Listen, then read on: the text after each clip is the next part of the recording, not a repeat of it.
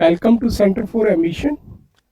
Our Adarsh Foundation batch is specially designed to study the geography from the basics. So today we are going to discuss the geography first chapter. My name is Silesh Kumar. So we will discuss all the dimension of the geography from the foundation point of view. जिससे हमारा क्या होगा कि we have to focused on concept, then fact, but our focused mainly based on the concept. तो यहाँ से हम सारे कॉन्सेप्ट पढ़ने की कोशिश करेंगे. तो ज्योग्राफी की अगर मैं बात करूं तो हमारा फर्स्ट चैप्टर है geography as a discipline. Geography geography geography as discipline.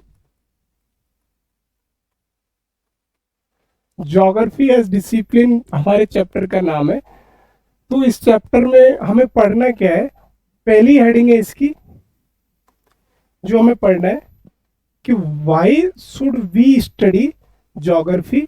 हम ज्योग्राफी को क्यों पढ़ रहे हैं, और then we will understand what is geography, geography है क्या है. और उसके बाद हम समझेंगे कि geography, why is geography called as the integrated discipline. Geography को इंटीग्रेटेड डिसिप्लिन क्यों कहा जाता है. Then we understand the branches of the geography. Our whole entire chapter based on this theme. तो ज्योग्राफी एज ए डिसिप्लिन. तो first we understand what is, why we are studying geography, why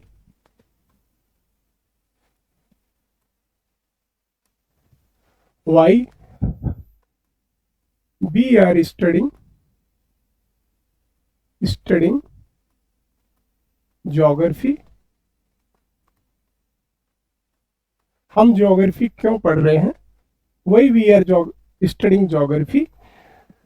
तो पहला से सीधी सी बात है, ज्योग्राफी हम इसलिए पढ़ रहे हैं to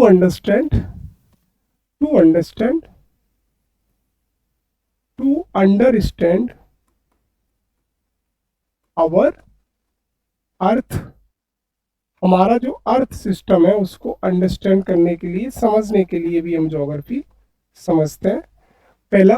then to understand our environment, to understand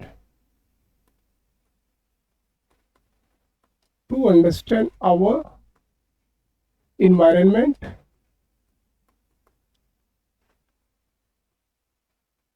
हमारा जो इन्वायरमेंट है उसको अंडरस्टैंड करने के लिए समझते हैं. और फिर क्या हम होते हैं कि to understand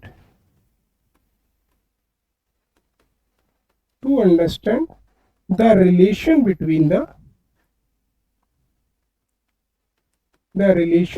the people and the earth. या दूसरे शब्दों में बोलो, to understand the relation between the people and the environment.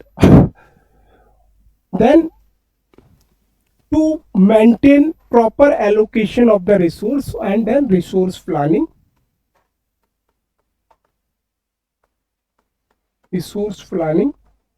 अगर हम प्रॉपर ज्योग्राफी की अंडरस्टैंडिंग करेंगे, प्रॉपर ज्योग्राफी को पढ़ेंगे, then we will understand how to plan the resource को कैसे प्लानिंग करना है.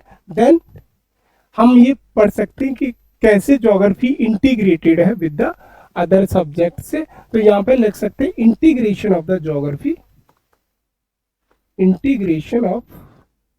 Geography with the other subject. Geography का अदर सब्जेक्ट से इंटीग्रेशन कैसे है. Suppose that if you are reading the biology तो biogeography. Suppose that if are reading science तो साइंस में ज्योग्राफी को कैसे इंटीग्रेटेड किया गया है. Then if you are reading the oceans, ocean को ओशनोलॉजी बोलते हैं. If you are reading climate then we are called as the climatology. तो ये सारे पॉइंट मेंशन है हमारी ज्योग्राफी में, एनसीईआरटी में. उसी में ये सारे पॉइंट मेंशन किए गए हैं कि हम ज्योग्राफी को इसलिए पढ़ रहे हैं. किस लिए? To understand we depend on the resource system, primitive society, subsidies, natural motion. उसमें सोशल ऑर्गेनाइजेशन, डेवलपमेंट को देखने के लिए सारे पॉइंट हैं कि कि ज्योग्राफी को हम इसीलिए पढ़ते हैं, why should we study the geography, these are the point, basic point why should we are studying the geography. Then next point आता है व्हाट इज ज्योग्राफी। ज्योग्राफी है क्या? Then you know that earth is our home, earth हमारा home है, तो जिस पे mountain है, हिल्स हैं, वैलीज हैं, प्लेन्स हैं, प्लेनेट हैं, ओशन है, लेक्स हैं, डिसेंट है।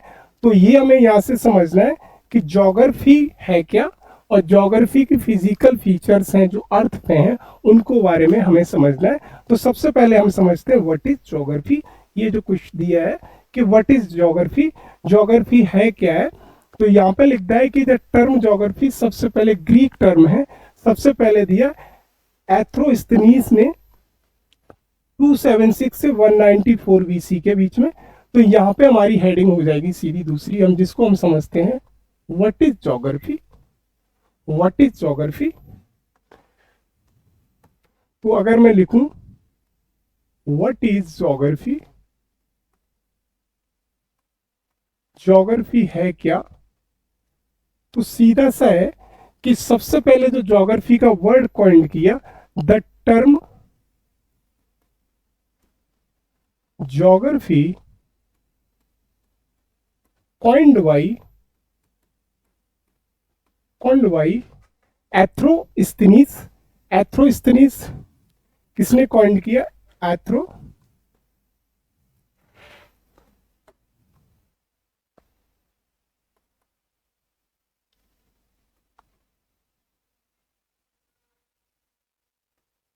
एस्थनीस।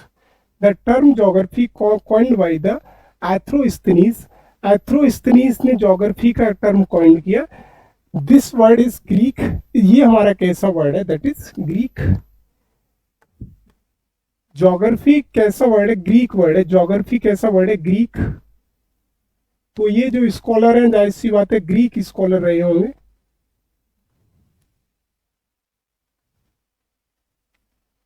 तो हमारी ये ग्रीक स्कॉलर हैं, इन्होंने वर्ड कॉइन्ड किया ज्योग्राफी।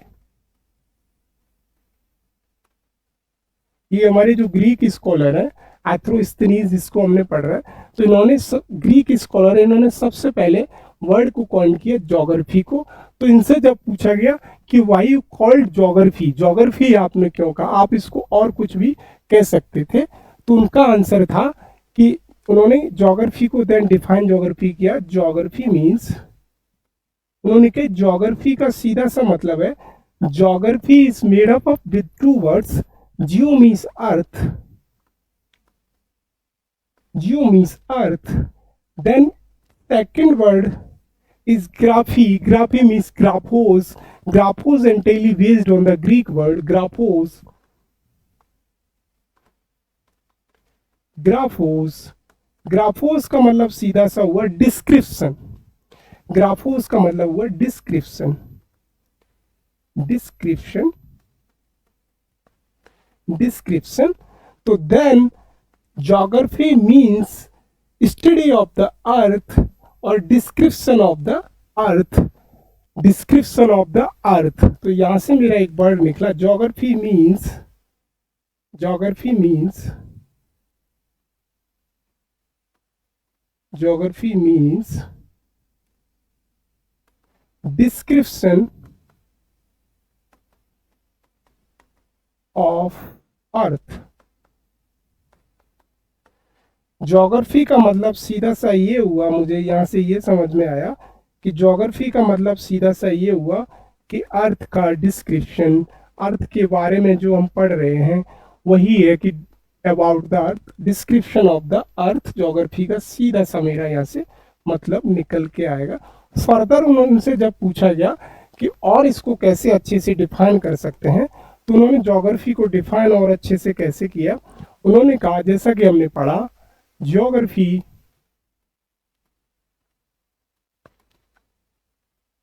किसने कॉइन्ड किया? कॉइन्ड बाई किसने? एरिस्टोस्थनीज ने कॉइन्ड किया। उनसे जब पूछा ज्योग्राफी, तो उनसे उन्होंने कहा कि ज्योग्राफी का मतलब सीधा सा हुआ, ज्योग्राफी का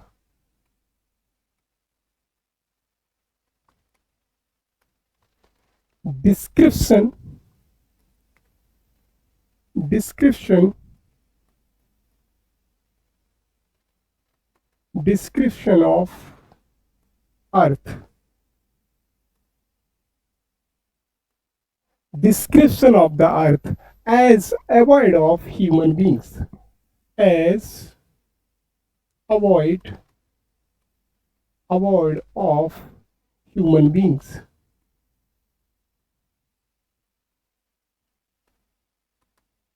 इस लाइन का सीधा सा मतलब हुआ अर्थ के बारे में हम पढ़ रहे हैं, क्योंकि अर्थ का जो जिसपे घर किसका है, अवॉर्ड का मतलब होता है घर या बाश जहाँ पे लोग रहते हैं, तो ह्यूमन बीइंग रहते हैं। तो ज्योग्राफी का यहाँ से सीधा सा मतलब निकल के आ रहा है कि ज्योग्राफी को हम पढ़ने की कोशिश कर रहे हैं as the avoid of human beings.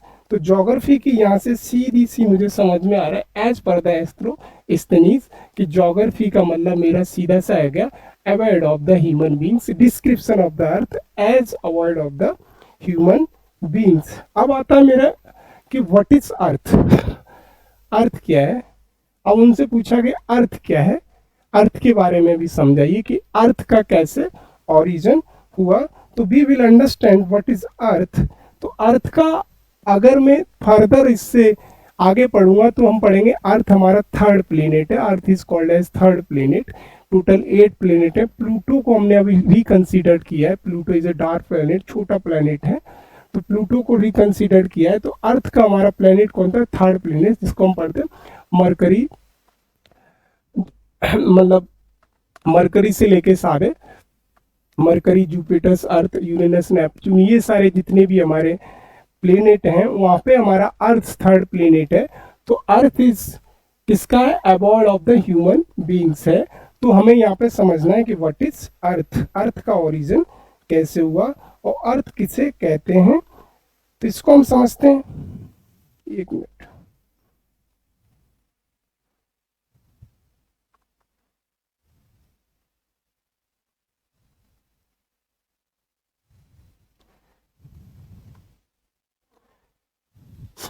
तो यहाँ पे मेरा कॉन्सेप्ट जो निकल के आएगा अर्थ का, तो पहले मुझे समझना है कि अर्थ क्या होता है।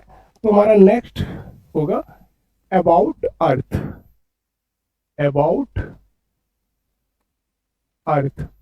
although NCERT doesn't mention about the earth, second chapter talking about the different theory of the earth, that is nebulous theory, hypothesis theory, big bang theory, but first chapter mention about the earth.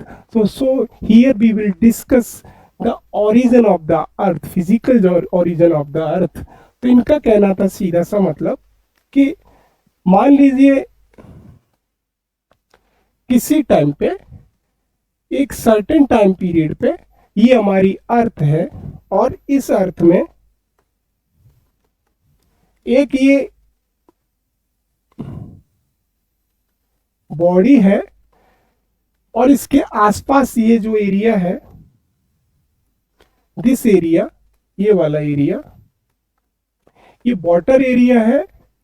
और ये वाला area जो है, जो मैं other colour से mention करता हूँ, सपोज दैट रेड कलर से, ये वाला जो एरिया है, जो प्लस प्लस वाला एरिया है, दैट इज हमारा लैंड एरिया है। तो उन्होंने कहा किसी टाइम पे हमारी अर्थ 296 ईयर एगो, 296 ईयर एगो मान लीजिए 296 या 294 अप्रोक्स ईयर एगो अर्थ कैसी थी, अर्थ स्ट्रक्चर, अर्थ का स्ट्रक्चर कैसा था,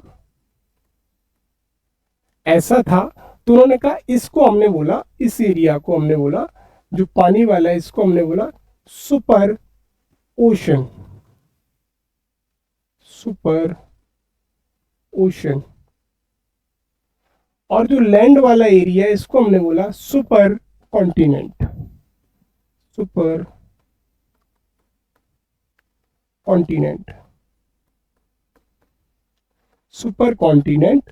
जो ओशन वाला एरिया है हमने बोला उसको सुपर कॉन्टिनेंट, और उसको हमने बोला जो लैंड वाला एरिया है, वो सॉरी हमारा लैंड वाला एरिया है उसको हमने बोला सुपर कॉन्टिनेंट, और जो पानी वाला एरिया है जो ग्रीन कलर से मेंशन किया है मैंने, उसको हमने बोला सुपर ओशन।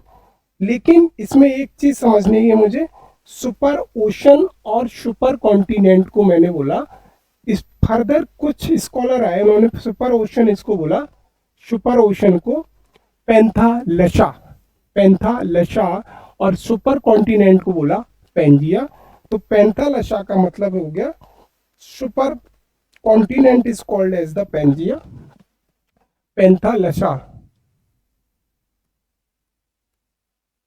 पैंथालासा, और इसको बोला Pangaea, Pangaea.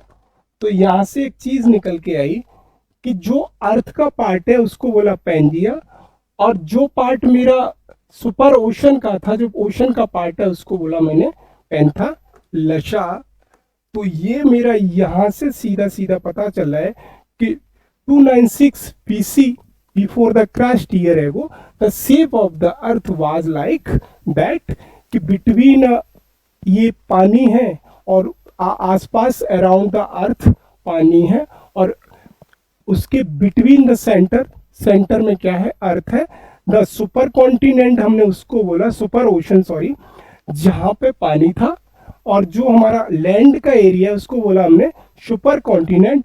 Further scholar describe at the super ocean as the Panthalassa and the super continent is the Pangaea, but due to some nuclear forces or internal forces of the earth is divided in, धीरे धीरे क्या होता है कि अंदरूनी जो भी forces थे उनकी वजह से क्या होता है, ये अर्थ कुछ ईयर बाद, 1000, 2000, 1500 ईयर बाद अर्थ की शेप कैसी हो जाती है, देन अर्थ की शेप अगर मान लीजिए अर्थ ऐसे थी, तो वहां पे मेरा जो लैंड का पार्ट था ब्रोकन इनटू 2 पार्ट, जो मेरा 2 पार्ट में टूट जाता है due to interior reaction of the earth. Earth में इंटीरियर रिएक्शन होता है और वो 2 पार्ट में टूट जाता है।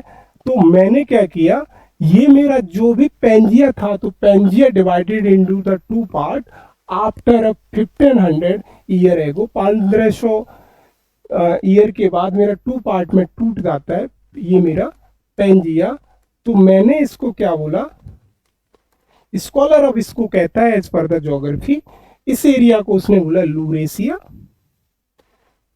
जो ऊपर वाला पार्ट था नॉर्थन हेमिस्फीयर, जिसे हम बाद में बोला गया, इसको बोला गया लूरेशिया, लूरेशिया, और इस पार्ट को बोला गोंडवाना, गोंडवाना। और इसको जो बीच में जो एरिया था, जो हमारा मिडिल पार्ट का एरिया था, जैसे ये वाला एरिया, तो पानी एकदम से इस एरिया में भी आ गया, और इस एरिया में तो था ही ऑलरेडी पहले से, तो इस एरिया को उन्होंने बोला थेथस सी, इस एरिया को उन्होंने बोला थेसत, थेसस सी, इस एरिया को उन्होंने बोला थेसस सी, थेसस सी बोला इस एरिया को। तो ये हमारी एक तरह की पोजीशन नॉर्थ, यहां से हमारे क्रिएट होते हैं north and southern hemisphere. Northern and southern hemisphere को उस टाइम पे हम बोले थे लूरेशिया और गोंडवाना। तो हमारा गोंडवाना रीजन में क्या क्या आता है, जैसे India is the part of the Gondwana region. तो सबसे पहले मैं लिखूंगा अपना प्यारा सा भारत, इंडिया, अफ्रीका, ऑस्ट्रेलिया और ओशिनिया, साउथ ईस्ट एशिया, बहुत सारे कंट्रीज आते हैं। तो these countries are important because हमारा फोकस्ड रहेगा इंडिया को गोंडवाना। तो गोंडवाना रीजन बहुत ज़्यादा रिच है, important for the metals, metals के लिए या मिनरल्स के लिए सबसे ज़्यादा इम्पोर्टेंट है। और जो हमारा लूरेशिया का रीजन था उसमें हमारा पूरा कनाडा, यूएसए और यूएसएसआर जैसे रीजन आए। तो ये अर्थ मेरी धीरे धीरे क्या हुआ, डिवाइड हो गई 2 पार्ट में, जिसको हमने बोला लूरेसिया, देन गोंडवाना, और इस एरिया जो वाटर एरिया था उसको मैंने बोला थेथस सी, थेथस सी, थेथस सी, इस एरिया को मैंने बोला थेथस सी। तो ये हमारा अर्थ का ओरिजिन है कि कैसे अर्थ सुपर कॉन्टिनेंट या सुपर ओशन से धीरे धीरे टू पार्ट में डिवाइड हुई, लूरेसिया और गोंडवाना जिसको हमने कहा कैसे कैसे धीरे बना, और फाइनली हमारी अर्थ जो आज का वर्ल्ड का हमारा मैप है उसकी फॉर्म में आ जाती है। तो हियर हियर हमने क्या पढ़ा यहाँ पे, we read all features of the earth की origin of the earth, earth की कैसे गोंडवाना से चेंज हुई। तो यही सारी चीजें हमारी ज्योग्राफी में मेंशन है। Then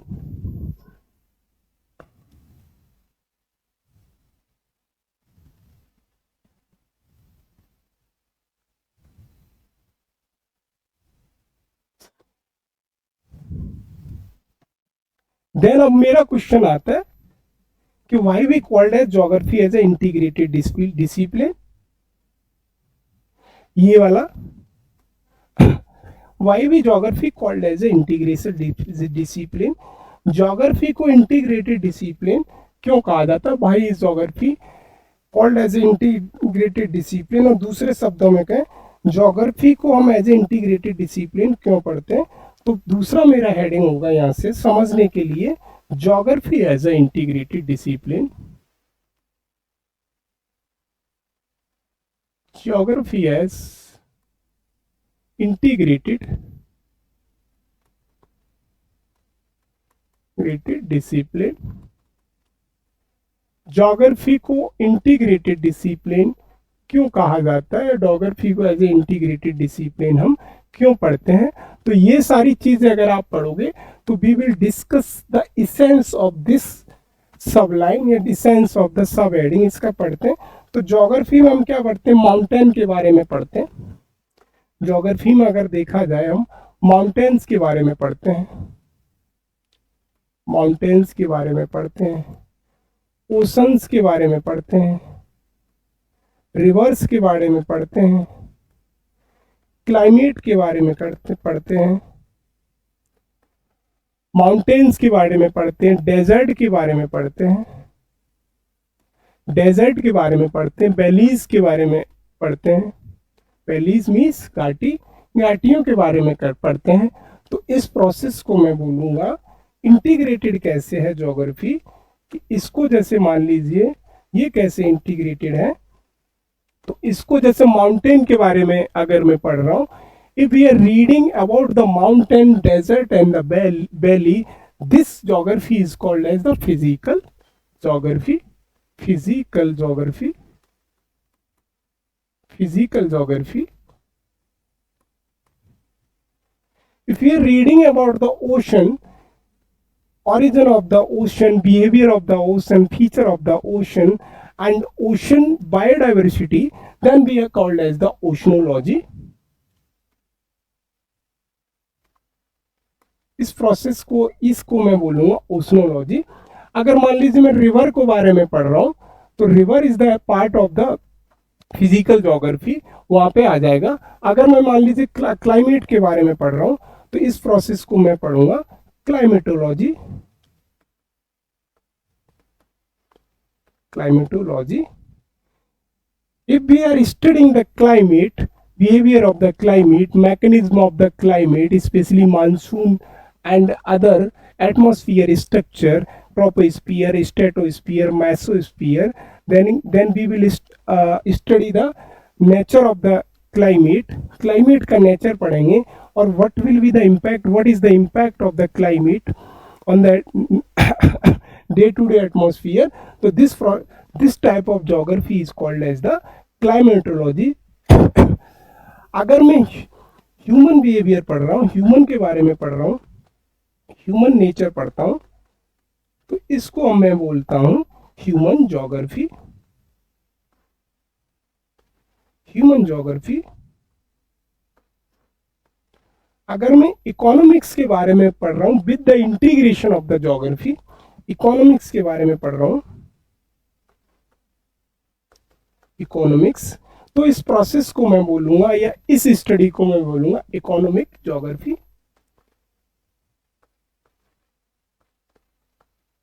economics geography. तो these or despite these many subject or many dimension or also called as the integrated geography, जैसे मैंने एक्सप्लेन किया माउंटेन डेजर्ट वैलीज को हम पढ़ते हैं तो this process is called as the physical geography, इसे हम फिजिकल ज्योग्राफी बोलते हैं। और अगर हम ओशन के बारे में पढ़ते हैं तो this process is called the oceanography, और क्लाइमेट के बारे में पढ़ते हैं तो हम उसे बोलते हैं क्लाइमेटोलॉजी। और जब ह्यूमन नेचर के बारे में पढ़ते हैं, human nature in the sense कि अगर कहीं पे भी ह्यूमन रह रहे हैं तो ज्योग्राफी का ह्यूमन पे इम्पैक्ट क्या है। Suppose that if we are living in the Himalaya region, our body structure based on the geography. If we are living in the southern India, our body structure entirely depend on the geography. If we are living the eastern India, our body structure and look entirely depend on the geography. So in simply means geography is defining the human nature, human body structure and human behavior. That geography is called as the integrated as human geography. If we are reading the economics, integrated economics, integrating economics with the geography, suppose that the agriculture nature of the North India is entirely different from the South India, then Eastern India entirely different from the Western India, then the geography define the economical nature of a certain area. कैसे define करती है कि वहाँ की जो geography mountain area है तो वहाँ पे इकोनॉमिक्स इतनी ज़्यादा डेवलप नहीं हो पाएगी, तो उस प्रोसेस को हम बोलते हैं इंटीग्रेटिंग करके with the geography economics geography. तो geography as a integrated discipline का कॉन्सेप्ट, यहाँ से हमारा पूरा यही निकलेगा कि हम ज्योग्राफी में क्या इटसेल्फ स्पेशियल डिस्टेंस, लोगों के हिस्ट्री, हिस्टोरिकल ज्योग्राफी वगैरह सारी चीज़ें पढ़ते हैं, हिमालय बैरियर, ये सब सारी चीज़ें यहाँ से निकलेंगी, ट्रांसपोर्टेशन, ऑडियो विजुअल मीडिया, ये सारे geography we called as the integrated geography. फिर आता है कि physical geography and natural science, फिर हमारा एक नया कॉन्सेप्ट आता है physical geography and natural science. Natural science की बात कर रहे हैं बायोलॉजी। तो if we study about the physical geography and natural science, physical geography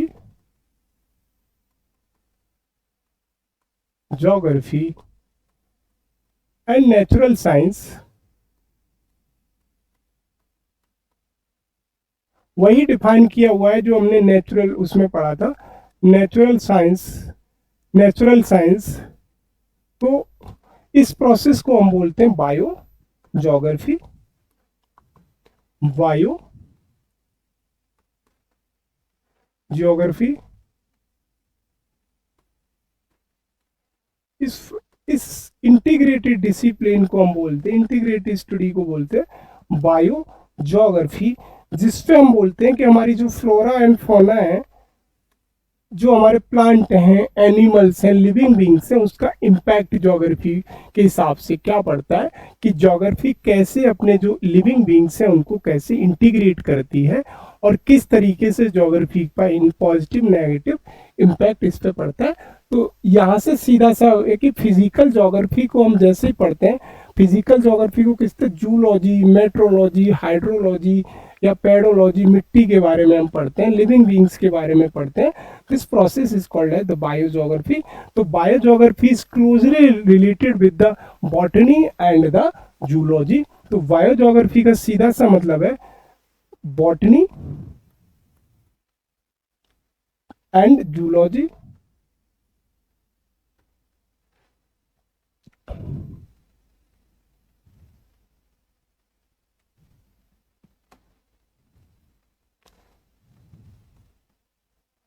botany and zoology.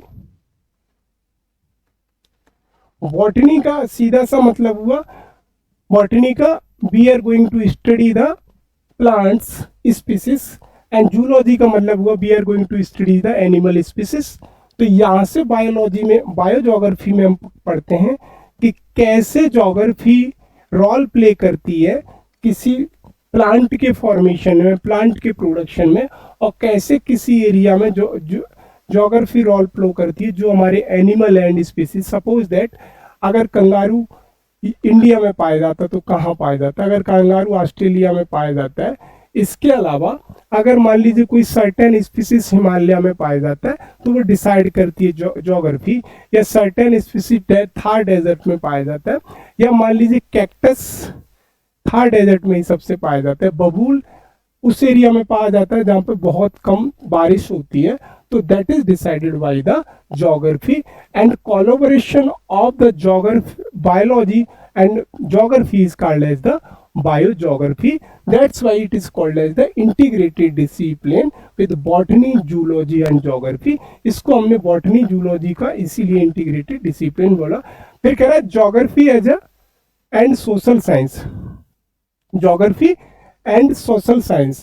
तो यहाँ से हमें समझना है कि geography and social science कैसे integrated है।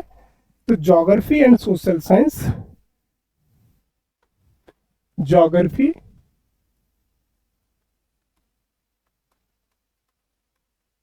एंड सोशल साइंस कैसे इंटीग्रेटेड है, सोशल साइंस कैसे इंटीग्रेटेड है। तो ऑल्दो हम इसको क्रक समझ चुके हैं लेकिन थोड़ा सा डिटेल में हम समझ लेते हैं। यहाँ पे ऐसे समझो कि मैं कह रहा हूं कि किसी भी ह्यूमन एक्टिविटीज क्या करेगा, ह्यूमन एक्टिविटीज, बॉडी का स्ट्रक्चर कैसा होगा, उसकी ह्यूमन का नेचर बिहेवियर कैसा होगा, वहाँ की ज्योग्राफी डिसाइड करती है। तो सीधा सा कह रहा है history of geography, thought mother branch of geography, ये सारी चीजें। तो ये सीधा है कि सोशल साइंस का मतलब human behaviour, human behaviour, human का बिहेवियर कैसा होगा ज्योग्राफी से, कैसा बिहेवियर, मान लीजिए कि body structure, body structure, socialing, socialisation, economic activities, economic activities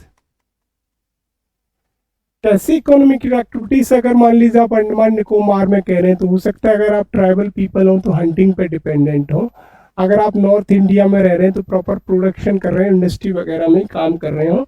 तो ज्योग्राफी कैसे सोशल स्ट्रक्चर को डिवाइड करती है कि जिस जगह पे जो लोग रह रहे हैं उनकी ज्योग्राफी किस तरीके से उनको इन्फ्लुएंस करती है, उनकी ह्यूमन बिहेवियर है सोशल साइंस में। वही चीज़ें इसमें सारी मेंशन की गई हैं कि कैसे उनकी डेमोग्राफी, डेमोग्राफी का मतलब, डेमोग्राफी, डेमोग्राफी का मतलब population of a people at a certain place, population of people at certain place,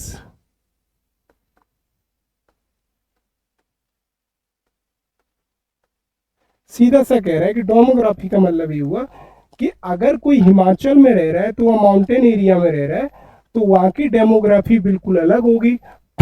अगर कोई नॉर्थ इंडिया में रह रहा है तो वहाँ की डेमोग्राफी बिल्कुल अलग होगी।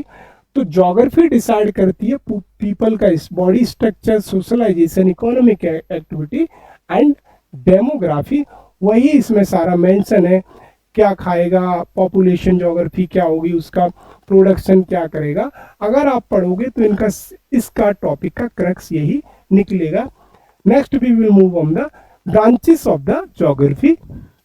ब्रांचेस ऑफ द ज्योग्राफी का सीधा सा मतलब हुआ कि ज्योग्राफी की सब ब्रांच क्या होती हैं। तो ज्योग्राफी एज ए डिसिप्लिन हम जिसे कहते हैं। तो पहली अगर ब्रांच जो मैंने बताया फिजिकल ज्योग्राफी, फिजिकल ज्योग्राफी जिसमें हम अर्थ का फिजिकल स्ट्रक्चर पढ़ते हैं, माउंटेन एरिया, वैलीज पढ़ते हैं, रिवर्स पढ़ते हैं। तो वहाँ क्या पढ़ते हैं हम, geomorphology, geomorphology evolution related to the land form. Physical geography में क्या है कि हम जैसे लैंड फॉर्म का इवोल्यूशन क्या हुआ, तो फिजिकल ज्योग्राफी, फिजिकल ज्योग्राफी का सीधा सा मतलब physical geography land form, physical geography में हम पढ़ते हैं क्या, लैंड फॉर्म्स। लैंड फॉर्म्स में क्या पढ़ते हैं, माउंटेन्स कैसे बने, माउंटेन्स कैसे बने, उसके अलावा हमारे वैलीज कैसे बनी, और उसके अलावा अर्थक्वेक किसी एरिया में, अर्थक्वेक का नेचर कैसा है, अर्थक्वेक से माउंटेन कैसे बने, या वॉल्कानिस, ज्वालामुखी जिसे हम बोलते हैं, उसमें लैंडफॉर्म कैसे बनते हैं। तो under the category of the physical geography we will study landform, specially mountain का structure, valleys structure and earthquakes and the volcano and many more. फिर हम पढ़ते हैं हाइड्रोलॉजी फिजिकल ज्योग्राफी में। पहली लैंडफॉर्म के हाइड्रोलॉजी, हाइड्रोलॉजी का मतलब, हाइड्रोलॉजी, हाइड्रोलॉजी का सीधा सा मतलब हुआ water distribution on the earth. Hydrology का मतलब water, water distribution,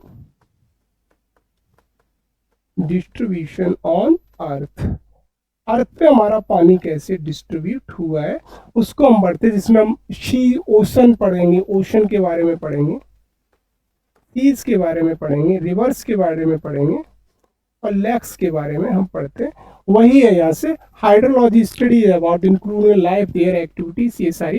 then soil, soil geography जिसे पेडोलॉजी भी कहते हैं, कि सॉइल का फॉर्मेशन किसी एरिया में, कहीं पे भी फर्टाइल सॉइल होती है, कहीं पे इनफर्टाइल सॉइल होती है, कहीं पे सेलाइन सॉइल होती है, वो सारी हम चीज पढ़ेंगे इसमें। Then human geography, human geography का सीधा सा मतलब हुआ कि impact of the geography of an human behaviour या सोशलाइजेशन ऑफ ह्यूमन। जैसे कहते हैं कल्चरल ज्योग्राफी, कि किसी एरिया का कल्चर ऐसा है कि people are hunting the animal, people अगर हंटिंग कर रहे हैं तो वहाँ की ज्योग्राफी डिसाइड करती है। तो यहाँ पे वही है कि डायनामिक्स, कल्चर, सारे सोशल, पॉपुलेशन जिसे मतलब डेमोग्राफी, रूरल अर्बन एरिया का difference. Then economic geography, economy related with the geography. Suppose that अगर मैं किसी एरिया में गन्ने की खेती कर रहा हूँ तो वहाँ की ज्योग्राफी गन्ने जैसी होना चाहिए, फर्टाइल लैंड होनी चाहिए। अगर मान लीजिए मैं नॉर्थ ईस्ट इंडिया में रह रहा हूँ तो वहाँ पे मुझे टेरेन फार्मिंग करनी चाहिए, या फिर चाय की बागान है। अगर मान लीजिए मैं कर्नाटका में रह रहा हूँ तो वहाँ की सॉइल फर्टाइल है for the coffee, specially arabica coffee. Then historical geography, ज्योग्राफी हमारी हिस्टोरिकल कैसे हो सकती है, कि हिस्ट्री से हमें बताती है कि हमारा इस एरिया में रिहेबिलिटेशन प्लानिंग और कैसा था। तो ये सारी ब्रांचेस है। Then political geography, geography political है, कैसे कि हमारे जो नेबरिंग कंट्री है, suppose that this is our India, ये अगर हमारा भारत है,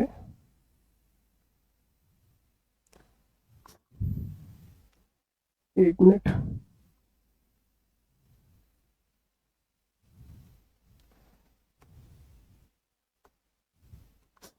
ये हमारा अगर भारत है,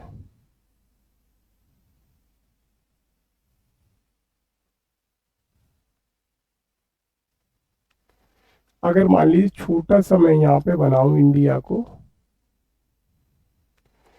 समझने में आ जाए आपके, ये भारत है मेरा, छोड़ उतना अच्छा नहीं बन पाया, ये अगर मेरा इंडिया है, तो इंडिया का क्या है कि ये अगर मेरा वेस्ट है, ये ईस्ट है, नॉर्थ ईस्ट इंडिया, और यहाँ पे ये बीच में बांग्लादेश आ गया है, उसको छोड़िए। तो मेरा अगर पाकिस्तान के साथ, नेबरिंग कंट्री के साथ, पाकिस्तान, नेपाल, भूटान, बांग्लादेश, यहाँ पे मेरा म्यांमार है, म्यांमार, नीचे मेरा श्रीलंका है, श्रीलंका है, और अगर ऊपर यहाँ पे देखूं तो मेरा अफगानिस्तान भी माना जाता है इंडिया का नेबर। तो इन कंट्री के साथ मेरे पॉलिटिकल रिलेशन कैसे रहेंगे, that is defined by the geography. कैसे कि अगर मेरी इनके साथ टेरिन एरिया है, पहाड़ी एरिया है पाकिस्तान के साथ, तो हो सकता है यहाँ पे इन्फिल्ट्रेशन बहुत ज़्यादा होता हो। तो मेरा यहाँ पे क्या है कि मेरे वो इनके साथ जिल्ट्रेशन ऑफ रिलेशन, हमेशा इनके साथ रिश्ते खराब होते रहो। यहाँ पे अगर मान लीजिए मेरा श्रीलंका में पानी का एरिया है, तो यहाँ पे मेरी वाटर डिस्प्यूट वगैरह या मान लीजिए सी लेन ऑफ कम्युनिकेशन से रिलेटेड डिस्प्यूट होते रहे, या मान लीजिए मेरा म्यांमार से रिलेटेड है, अगर म्यांमार में मेरे कोई भी बाउंड्री रिलेशन है, या मान लो पाकिस्तान से बाउंड्री कोई भी डिस्प्यूटेड है, तो ये ज्योग्राफी डिफाइड करती है। जैसे नेपाल से हमारा डिस्प्यूट काला पानी का डिस्प्यूट चलता है, हमारा मान लीजिए भूटान से भी बहुत सारे डिस्प्यूट चलते हैं स्पेशली हाइड्रो पावर प्रोजेक्ट को लेके, म्यांमार से भी थोड़े मोटे डिस्प्यूट है, पाकिस्तान से तो डिस्प्यूट है ही है, अफगानिस्तान से हमारा कोई खास डिस्प्यूट है नहीं है। तो ज्योग्राफी किसी भी कंट्री की डिसाइड करती है उसके पॉलिटिकल रिलेशन। तो यहाँ से एक चीज समझ में आई कि जो हमारे political relation with the neighbouring countries होंगे, that is decided by our geography, because geography decide the boundaries and nature of the countries. कैसा नेचर होंगे, तो ये हमारा यहाँ से हो जाता है ज्योग्राफी का कि पॉलिटिकल ज्योग्राफी वही है, स्पेस रिलेशन कैसे होंगे, बाउंड्रीज कैसे होंगे नेबरिंग कंट्री के साथ, और हमारा पॉपुलेशन का बिहेवियर कैसा होगा। जैसे कि पॉपुलेशन का बिहेवियर कि अगर यहां पे अगर देखा जाए इंडिया पाकिस्तान के बीच में, तो मेरा जो इंडिया और पाकिस्तान का है कल्चर लगभग सेम है, लैंग्वेज लगभग मेरी सेम है, उसके अलावा फूड मेरा लगभग फूड कल्चर लगभग सेम है। तो ये भी डिसाइड करता है कि मेरे इनके साथ में रिलेशन कैसे होंगे। अगर मान लीजिए कि मेरे नेपाल के बीच में भी कल्चर सेम है और भूटान के बीच में भी लगभग कहीं तक कल्चर सेम है, हिंदी वगैरह बोलते हैं, म्यांमार के साथ मेरे उल्टे उतने ज़्यादा कल्चर नहीं, लेकिन बुद्धिज्म मेरा कल्चर मिलता जुलता है किससे, म्यांमार से। ऐसे ही बांग्लादेश से मेरा इस्लामिक और कल्चर सेम है, कल्चर फूड मेरा फूड कल्चर यहाँ से सेम है। ऐसे श्रीलंका से मेरा बुद्धिज्म का कल्चर है। तो ये ज्योग्राफी डिसाइड करती है विद द नेबरिंग से हमारा जो कल्चरल रिलेशन है कैसे होंगे और मेरे पॉलिटिकल रिलेशन कैसे होंगे। तो यहाँ पे स्पेस का जो कॉन्सेप्ट दिया है कि space boundaries, oceanic boundaries, that is decided by the geography. That's why we are saying again and again the relation between the neighbouring country based on the geography पे बेस्ड होते हैं। ये मेरी सीधा सा समझ में यहाँ से आ रहा है जो मैंने यहाँ पे समझा। Political geography look at the space from the angle of the political event, studies boundaries, space between the neighbouring, political unit delimitation, all these are point we mention in our context। हमने अपने context में सारे पढ़े।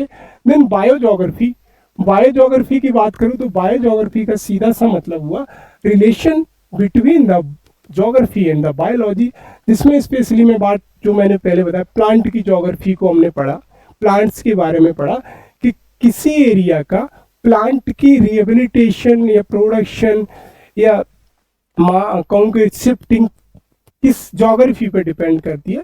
Suppose that अगर Apple का पेड़ है तो आप हिमालय से उखाड़ के अगर यूपी में लगाओगे तो नहीं होगा, because the geography of the Jammu Kashmir और Himachal Pradesh is entirely different from the UP और नॉर्थ इंडिया और साउथ इंडिया। और अगर मान लीजिए कि vegetation, natural vegetation, suppose that हमारी जो यूपी है उसमें ड्राई डेसिडियस फॉरेस्ट पाए जाते हैं, लेकिन हिमालय में हमारे एवरग्रीन फॉरेस्ट भी पाए जाते हैं, और हिमालय में स्नोफॉल भी होता है, यहाँ पे स्नोफॉल नहीं होता। तो प्लांट की ज्योग्राफी, पूरी प्लांट की ज्योग्राफी, प्लांट का स्ट्रक्चर कैसा होगा, रिहेबिलिटेशन कैसा होगा, अडेप्टेशन कैसा होगा, that is entirely depend on the local geography. फिर हम समझते हैं कि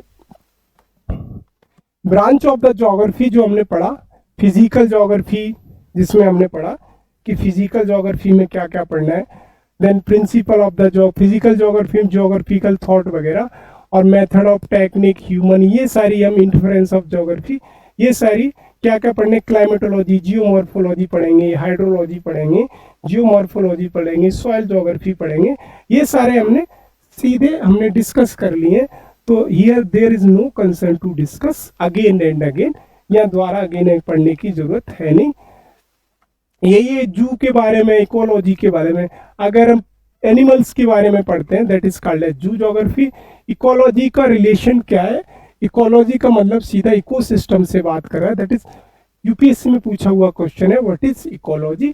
देन एनवायरनमेंट ज्योग्राफी, अगर हम इन्वायरमेंट का रिलेशन विद द ज्योग्राफी पढ़ते हैं that is called as the environment geography. Suppose that the environment of the South India is entirely different from the North India, तो द इन्वायरमेंट कौन decide करा? That is geography of the South India and the North India. जैसे pollution कहीं पे भी हो रहा है, कंजर्वेशन हो रहा है, इंट्रोडक्शन, न्यू ब्रांच, ये सारी चीजें। फिर branch of the geography, regional approach पे, रीजनल प्लानिंग, ये सब इनका रीजनल स्टडीज और area study, regional planning geography में हम करते हैं कि कैसी हमारी ज्योग्राफी है, उसी हिसाब से हम रिसोर्स का एलोकेशन और एक्सट्रैक्शन करते हैं, तो उसको हम बोलते हैं regional planning. Regional development, regional analysis, physical geography and its importance, जिसको हम पढ़ते हैं कि फिजिकल ज्योग्राफी की इम्पोर्टेंस है क्या है।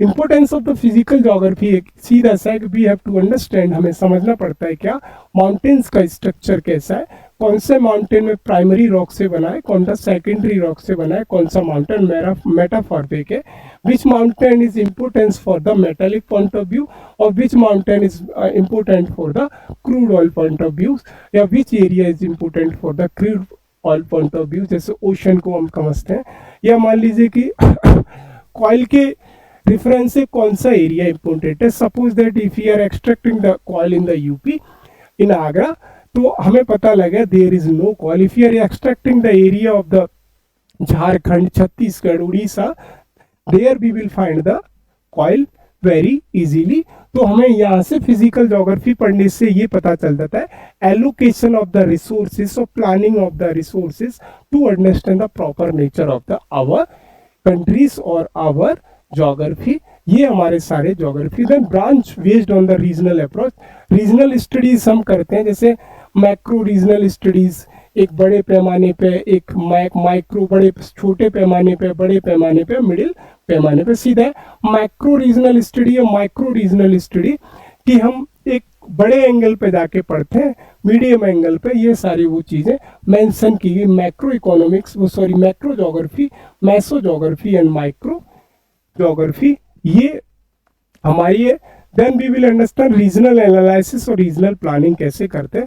कंट्री या रूरल और टाउन अर्बन प्लानिंग, कि किसी कंट्री की लोकेशन अगर मान लीजिए ओशन के किनारे है या जापान है, तो वहाँ पे अर्थक्वेक आएगा, सुनामीज आएंगी, तो उसके कैसी प्लानिंग होनी चाहिए, कंट्रीज की प्लानिंग, या कंट्री रूरल प्लानिंग कैसी होनी चाहिए, कंट्री की अर्बन प्लानिंग कैसी होनी चाहिए, that we will study in the geography. That's why geography is called as the integrated discipline. Geography is not a single subject. Geography integrate lots of subjects. That's why we are called again and again geography as an integrated subject. Geography को हम integrated subject बोल रहे हैं। तो then what is geography? यहाँ पे वही है कि geography है क्या है। तो shape of the geography यहीं पे कहीं मेंशन है कि shape of the geography कैसा होता है। तो first we have to understand the shape of the geography. Initially scholar called as geography in the sphere form. Sphere form means अगर ये कोई स्फीयर है,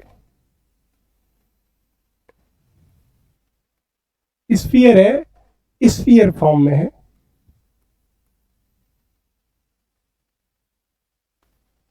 initially geographer called as the shape of the geography like as the sphere के form में है। तो इन्होंने बोला कि ज्योग्राफी का structure is the spherical form में, स्पेरिकल फॉर्म में, बट इन रियलिटी धीरे धीरे हमें पता चला कि हमारी जो अर्थ है, सॉरी अर्थ का स्ट्रक्चर है, अर्थ नॉट ज्योग्राफी, सॉरी, अर्थ का जो हमारा स्ट्रक्चर है that is in geoid form. Geoid form, वो हमारा जियोइड फॉर्म का कैसा है कि एकदम से अंडा की फॉर्म में है और फ्लैट टाइप स्ट्रक्चर है, यहाँ पे tropic of cancer, tropic of capricorn, ये सब मेंशन है। तो जियोइड का मतलब सीधा हुआ the earth shape is just like egg, अंडे की तरह है। इसको सपोज ऐसे करो कि अगर आप कहीं समुद्र के किनारे खड़े हो तो सबसे पहले आपको अगर कोई जहाज आ रहा है तो जहाज का सबसे आपको फ्लैग देगा, फ्लैग के बाद उसका पोल देगा, दिखाई देगा, धीरे धीरे आपको जहाज दिखाई देगा। तो इसका मतलब है वो यहाँ से नीचे से निकल के आ रहा है ऊपर की तरफ। तो दिस इज एप्लीकेशन, ये प्रैक्टिकल एप्लीकेशन है। तो जियोइड यहाँ पे वर्ड लिखा है कि अर्थ की शेप कैसी है, तो अर्थ की शेप हमारी जियोइड है। तो ये हमने समझा कि द शेप ऑफ द अर्थ कैसी है, दैट इज जियोइड। तो यहां से हमें समझना shape of the earth is geoid like as the egg structure. Shape of the earth, shape of the earth, shape of the earth is geoid,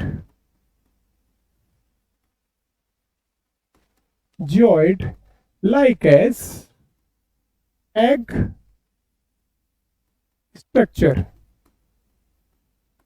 अंडे का जो शेप है उसकी स्ट्रक्चर में कैसे, ऐसे मान लीजिए ऐसे है।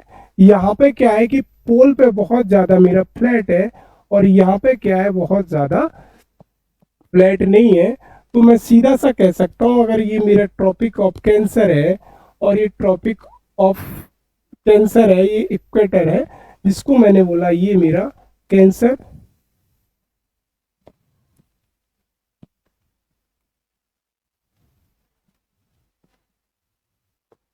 इसको मैं बोला कैंसर, इसको बोला इक्वेटर और नीचे के पार्ट को मैंने बोला कैप्रिकॉर्न, कैप्रिकॉर्न। तो ये मेरा क्या है कि मेरे अर्थ का स्ट्रक्चर मैंने बताया कैसा है, जियोइड। जियोइड मींस किसके स्ट्रक्चर जैसा, अंडे के स्ट्रक्चर जैसा।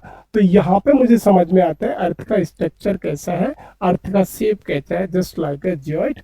ये मेरा अर्थ का है। देन समझ में आता है what is geography. Different and different scholar defined geography as per their opinion. तो यहाँ पे हमारा दो तीन, जैसे रिचार्ड्स हालस्टोन कहते हैं geography is concern with the description and explanation of the areal differentiation of the earth surface. इन्होंने कहा है कि ज्योग्राफी का मतलब सीधा सा हुआ अर्थ का डिस्क्रिप्शन है, जैसी कि शेप है अर्थ की, और differentiation in the earth surface, earth की जैसी सतह है उसके अनुसार हम उसको पढ़ते हैं। देन दूसरे हैटनर, उन्होंने कहना है geography study the difference phenomena usually related different part of the earth sphere. इनका सीधा सा मतलब है कि ज्योग्राफी में हम डिफरेंट फिनोमेनन पढ़ते हैं जो डिफरेंट तरह के डिफरेंट अर्थ के डिफरेंट पार्ट पर हैं। तो different type of scholar and differently called as differently defined the geography. तो हर स्कॉलर ने अपने हिसाब से डिफाइन करने की कोशिश की है ज्योग्राफी को। Then we will understand the geography को कैसे सब ब्रांचेस किया जाता है। That is our last concept in this chapter. तो पहला है कि ज्योग्राफी को with the help of water पढ़ते हैं या ओशन पढ़, विद द हेल्प ऑफ हम वाटर पढ़ते हैं तो उसको बोलते हैं hydrology. Sub branch of the geography, sub branches of geography. Geography की सब ब्रांचेस क्या क्या हैं? अगर हम hydrology including geography and the water की स्टडीज को बोलते हैं, हम बोलते हैं हाइड्रोलॉजी। ओशनोलॉजी को हम सीधा सा बोलेंगे कि हम ओशन के स्ट्रक्चर, ओशन की फिजिकल फीचर, ओशन की मैकेनिज्म पढ़ते हैं, उसे बोलते हैं हम ओशनो ज्योग्राफी। देन सॉइल का स्ट्रक्चर पढ़ते हैं तब उसे बोलते हैं सॉइल ज्योग्राफी या पेडोलॉजी। देन बॉटनी को हम पढ़ते हैं, स्पेशली प्लांट को, तो phyto geography, phyto means plant. और जब हम एनिमल के बारे में पढ़ते हैं then we called as the zoo geography, या फिर हम इकोलॉजी के बारे में पढ़ते हैं then we called as the human geography. और ऐसे इन्वायरमेंट के बारे में पढ़ते हैं then we called the environment geography. Culture के बारे में पढ़ते हैं तो एंथ्रोपोलॉजी। देन ज्योग्राफिकल थॉट के बारे में पढ़ते हैं that is we called as the philosophy. Then social geography, हम जब geography integrated with the society then we called as the sociology. और फिर हम हिस्ट्री को अगर पढ़ते हैं, integration of the history with the geography that we called as history. Suppose that history geography decide करती है किसी एरिया की हिस्ट्री, ये यहाँ से समझ में आता है। देन जब हम पॉलिटिकल साइंस को integrated with the help of the geography पढ़ते हैं, उसको हम पढ़ते हैं पॉलिटिकल ज्योग्राफी। देन डेमोग्राफी, जब हम पॉपुलेशन और ज्योग्राफी को इंटीग्रेटेड पढ़ते हैं, this process is called as the demography, या this concept is called as the demography. Then हम इकोनॉमिक्स को मिक्स करते हैं ज्योग्राफी से, तो इकोनॉमिक ज्योग्राफी, यही सारे मैथ, एस्ट्रोनॉमी, जूलॉजी, जियोमॉर्फोलॉजी है, मेट्रोलॉजी या क्लाइमेटोलॉजी, जब हम क्लाइमेट के बारे में पढ़ते हैं तो क्लाइमेटोलॉजी, ये सारे कॉन्सेप्ट हमारे सब ब्रांच ऑफ द ज्योग्राफी हैं। तो आज के चैप्टर में इतना ही, मिलते हैं नेक्स्ट वीडियो में। हमारा ये ज्योग्राफी का जनरल व्यू है, जहाँ पे हमें समझ में सिर्फ इतना आता है कि ज्योग्राफी हम क्यों पढ़ते हैं, why we called as the geography, why we are studying the geography, what is the sub branch of the geography, और ज्योग्राफी में जो ओरिजिन ऑफ द अर्थ हुआ, जिसे हमने सुपर कॉन्टिनेंट, सुपर ओशन बोला, वो कैसे हुआ। डिफरेंट डिफरेंट स्कॉलर जैसे एरिस्टोस्थेनीज का concept, who coined the word geography first time, and he described geography means description of the earth to avoid as a human being. ये सारी चीजें हमने इसमें पढ़ने की कोशिश की। आज के लिए इतना ही, मिलते हैं अगले वीडियो में।